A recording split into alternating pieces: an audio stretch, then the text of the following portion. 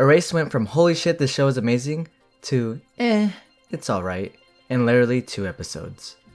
The author of Erase, Ki Sanbe, known for, well, not much according to Wiki, he did a lot of work in French and this one manga called Nanako-san, which looks very not safe for work. If you asked anyone who watched Erase, 95% of them would say, it was a phenomenal anime, but the ending was dog shit. While the other 5% would try to justify the anime's ending. Since I'll be talking about the anime's ending, there will be spoilers in this video. And the first episode of this anime is fucking amazing. So please do yourself a favor and go watch at least the first episode of this anime. Also, the anime's opening is a banger. Like, not gonna lie, when I first heard the anime's opening, I had it on repeat for at least a week. So, how bad did this anime mess up that it got so many people in the community to agree that the anime's ending was, to put it simply, underwhelming? Well, let's start with what the anime did great before its unfortunate car crash of an ending. The anime starts off with a pizza delivery guy saving a child and then getting massacred by Truck-kun. He is then transported to another world with 2 maids and an elf princess. Oh, my bad, wrong anime. He's not transported to another world, but instead, he wakes up with a bruised body and Best Girl, Pizza Girl, is staring right at him. Our pizza guy, Satoru, was able to save the child's life because of an ability known as Revival.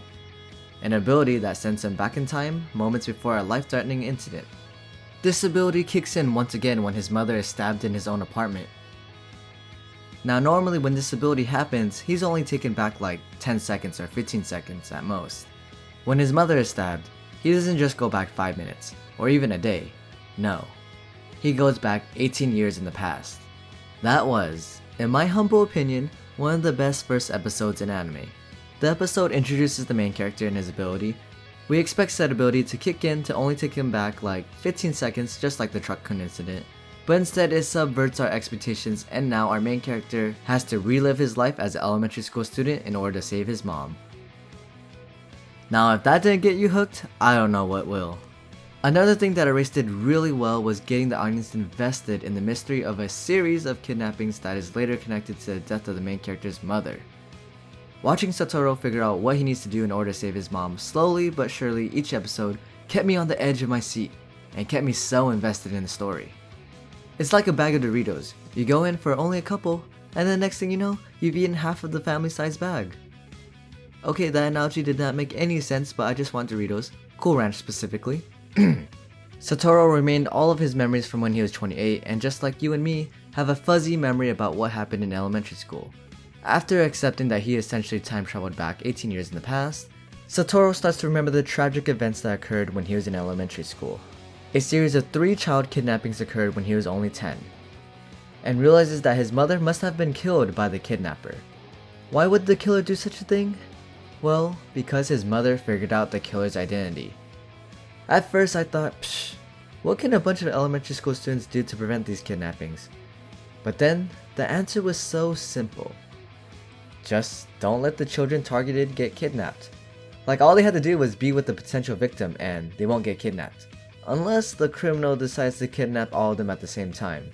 Then they're just fucked. But let's just pretend the kidnapper only has 1 space in his little victim minivan. Switching on over, I wanted to talk about one of my favorite scenes from Erased. It's when Kayo, one of the girls who was kidnapped in Satoru's past, is eating a homemade breakfast for the first time in her life. This scene, my heart, the feels train hit me so hard. It just made me realize that not everyone has the privilege of eating a nice home cooked meal. Something that I honestly take granted for. Alright, so there's a lot to like about Erase. Competent main character, engaging plot, lots of feels. What went wrong?